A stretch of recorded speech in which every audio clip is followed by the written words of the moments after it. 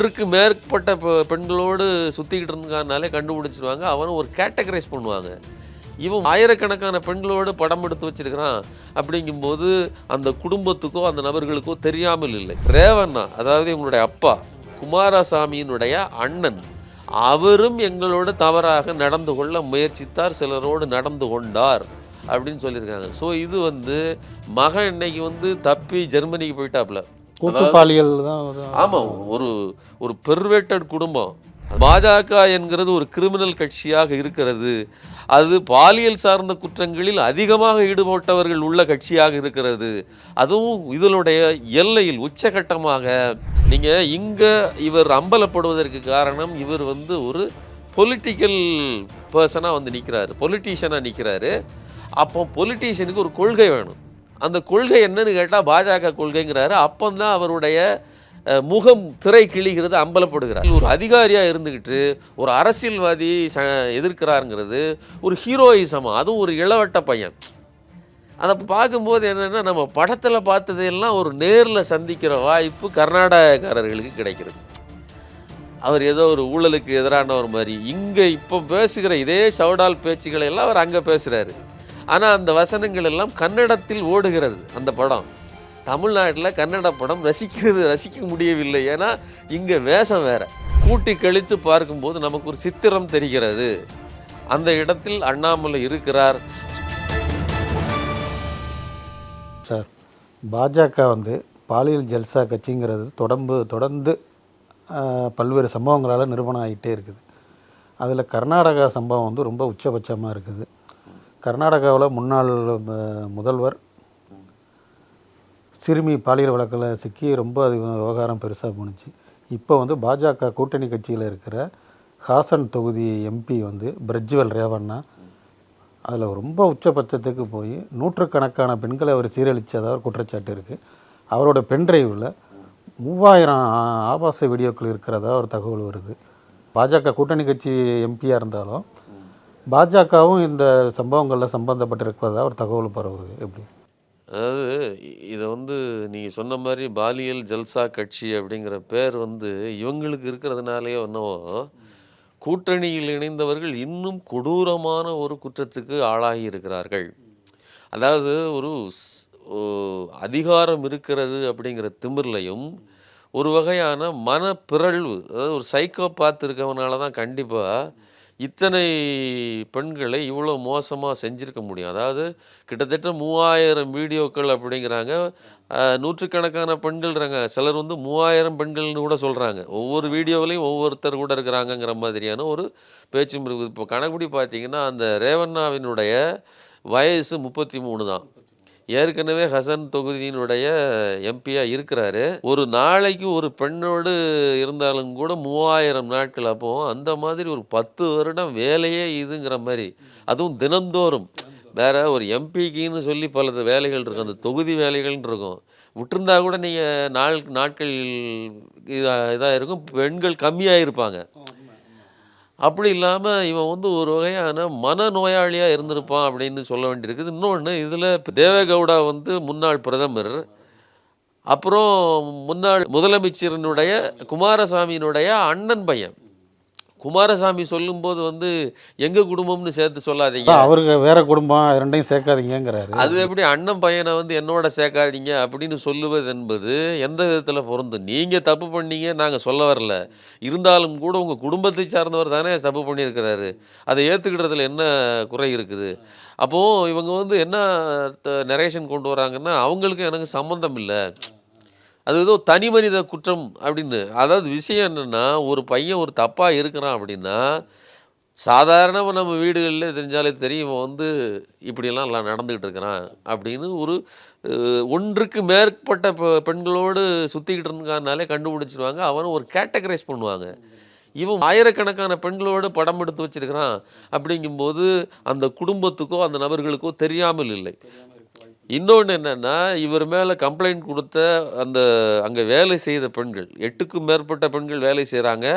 அதில் எல்லோருக்குமே இதை மாதிரியான பாதிப்பு ஏற்பட்டிருக்கிறது. எனக்கு பர்சனலாக பாதிப்பு ஏற்பட்டுன்னு சொல்லி கம்ப்ளைண்ட் பண்ண பெண்மணி வீடியோ ஆதாரங்களையும் கொடுத்துருக்காங்க. ரேவண்ணா, அதாவது இவங்களுடைய அப்பா குமாரசாமியினுடைய அண்ணன், அவரும் எங்களோட தவறாக நடந்து கொள்ள முயற்சித்தார், சிலரோடு நடந்து கொண்டார் அப்படின்னு சொல்லியிருக்காங்க. ஸோ இது வந்து மகன் இன்னைக்கு வந்து தப்பி ஜெர்மனிக்கு போயிட்டாப்புல. கூட்டு பாலியல் தான் ஆமாம், ஒரு ஒரு பெர்வேட்டட் குடும்பம். அதாவது இருக்கிற எல்லா குற்றத்தையும் ஏற்றுக்கொண்டு வீட்டுக்குள் நடப்பதற்கு அனுமதி அளித்த நபர்கள் அப்படி பார்க்க வேண்டியிருக்குது. இது வந்து எனக்கு கண்ணுக்கு தெரியாமல் நடந்து போச்சு, எங்கள் குடும்பம் கிடையாதுன்னு பேசுவது என்பது எந்த விதத்தில் சரின்னு நமக்கு தெரியல. ஒன்று. இன்னொன்று, நீங்கள் சொன்ன மாதிரி பாஜகவில் வந்து எடியூரப்பா முன்னாள் முதல்வராக இருந்தவர், பாஜகவை சேர்ந்தவர். அவர் போக்சோ வழக்கு அவர் மேலே பதிவு செய்யப்பட்டிருக்குது. அதாவது உதவி கேட்டு தன்னை வந்து ஏமாத்திட்டாங்கன்னு சொல்லி ஒரு அம்மா போகுது. அந்த அம்மா கூட 17 வயசு ஒரு சிறுமியையும் கூட்டு போகுது. அதாவது ஒரு 15 வயது சிறுமி. அந்த குழந்தையும் கூட்டிகிட்டு போகும்போது அந்த அம்மா வெளியில் உட்கார வச்சுட்டு இவர் பாட்டு உள்ள அந்த பொண்ணை கூட்டு போய் போகிறாரு. திடீர்னு வெளியில் ஓடி வருது அந்த பொண்ணு, கதவெல்லாம் பிச்சு தள்ளிட்டு அழுதுட்டு வருது. ஸோ அந்த அம்மா போய் இந்த மாதிரி தவறு நடந்து விட்டது என் குழந்தைக்கு அப்படின்னு பதிவு வைக்கிறாங்க. இது ஒன்று. இப்படி தொடர்ந்து இதுக்கு முன்னாடியே இதே பாஜக கட்சிக்குள் எங்களை குறித்து பல வீடியோக்கள் வந்து வெளியில் இருக்குது, அதை வெளியிட்டக்கூடாது, எனவே தடை செய்ய வேண்டும். அதாவது நூற்றுக்கணக்கான வீடியோக்கள் இருக்கிறது அப்படின்னு சொல்லி அங்கே இருக்கக்கூடிய எம்எல்ஏக்கள், பாஜக எம்எல்ஏக்கள் அவசரமாக போய் ஒரு கேஸை போட்டு இந்த வீடியோக்களை யாரும் வெளியிட்டு விடக்கூடாது. அப்போது அதாவது குற்றம் செய்தது யார் என்னங்கிறதெல்லாம் இல்லை, அந்த வீடியோக்கள் வெளிவந்து விடக்கூடாதுங்கிறதுக்காக பெட்டிஷன் கொடுத்தவங்க இந்த பாஜகக்காரர்கள். ஸோ பாஜக என்கிறது ஒரு கிரிமினல் கட்சியாக இருக்கிறது, அது பாலியல் சார்ந்த குற்றங்களில் அதிகமாக ஈடுபட்டவர்கள் உள்ள கட்சியாக இருக்கிறது.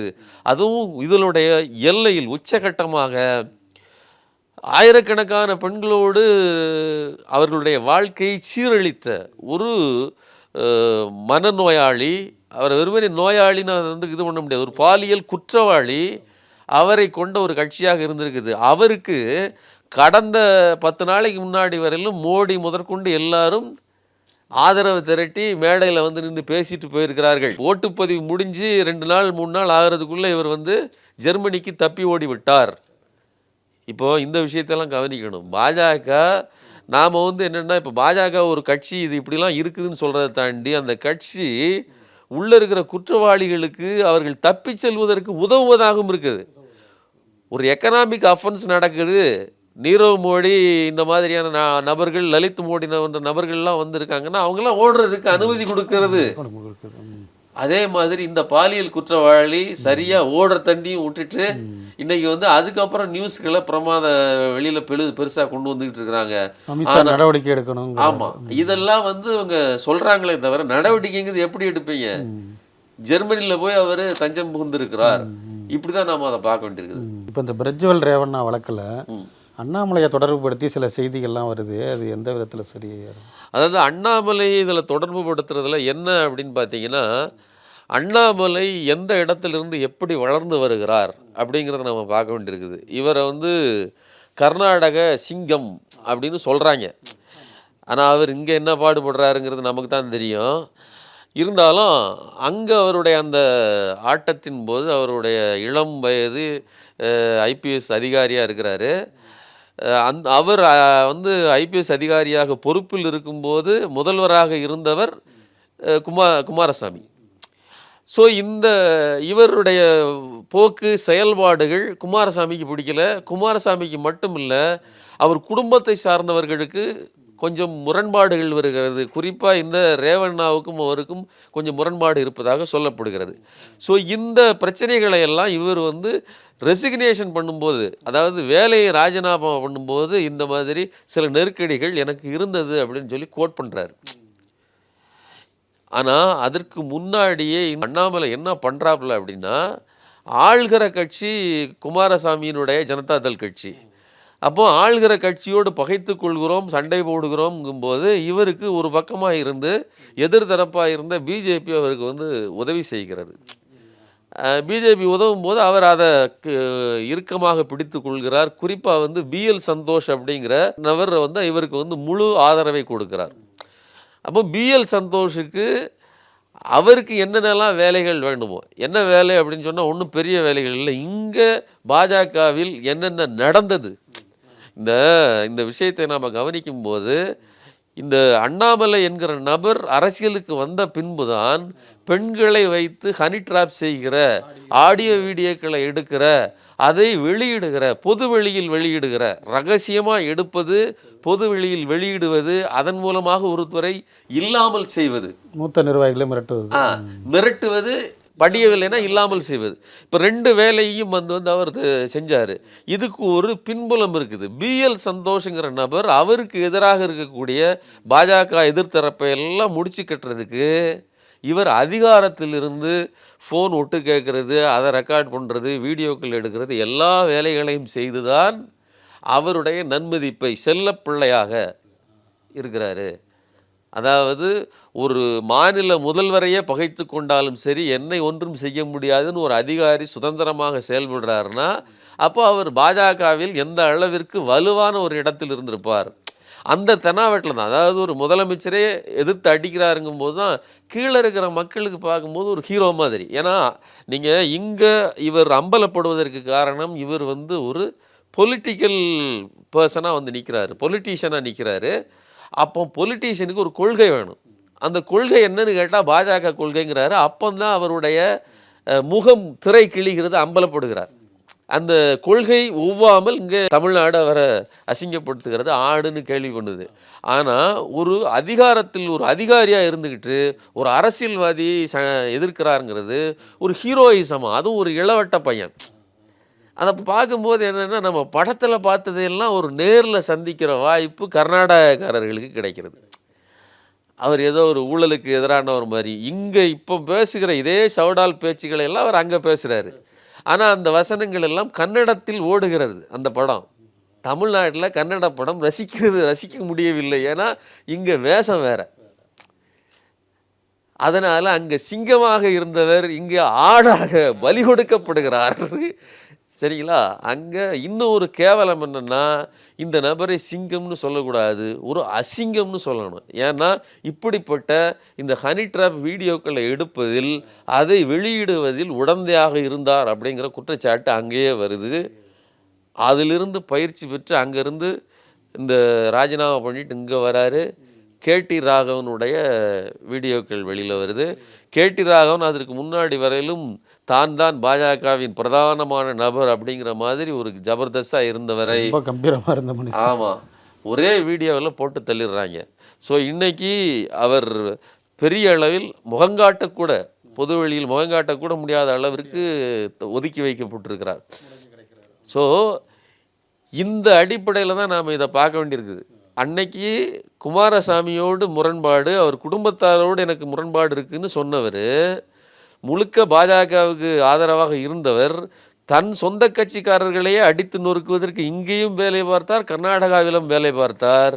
அப்போது கூட்டணி கட்சியில் இருக்கிறவர்கள் இன்னைக்கு அவர்களை வீழ்த்துவதற்கு சந்தர்ப்பம் பார்த்து அவர் செய்திருக்க மாட்டாருங்கிறதுக்கு என்ன உத்தரவாதம் இருக்குது? ஒன்றும் கிடையாது. அப்போ இவருடைய ட்ராக் ரெக்கார்டையும் பழைய நிகழ்வுகளையும் ஒப்பிட்டு பார்க்கும்போது, இந்த பிரிட்ஜ்வெல் ரேவண்ணா வீடியோக்களுக்கு பின்னணியிலையும் அண்ணாமலை தான் இருப்பார். ஆமாம், அந்த பென் டிரைவ் எந்த கடையில் வாங்கப்பட்டது, எந்த டேட்டா யாரிடமிருந்து கடத்தப்பட்டது அப்படிங்கிறது அதில் நமக்கு தெரியாது என்றாலும் கூட்டி கழித்து பார்க்கும்போது நமக்கு ஒரு சித்திரம் தெரிகிறது. அந்த இடத்தில் அண்ணாமலை இருக்கிறார். ஸோ இது ஒரு கர்நாடக சிங்கத்தின் கதை அல்ல, இது ஒரு கர்நாடக அசிங்க கதை, அசிங்கத்தின் கதை அப்படின்னு நாம் சொல்ல வேண்டியிருக்குது. அதான் ஒவ்வொரு பாலியல் கேவலத்துக்கு பின்னாலும் பாஜக இருக்கிறது அப்படிங்கிறது மட்டும் இல்லாமல், இப்படிப்பட்ட அண்ணாமலையின் கரமும் இருக்குமோ அப்படிங்கிற சந்தேகமும் வலுவாக இருக்கிறது.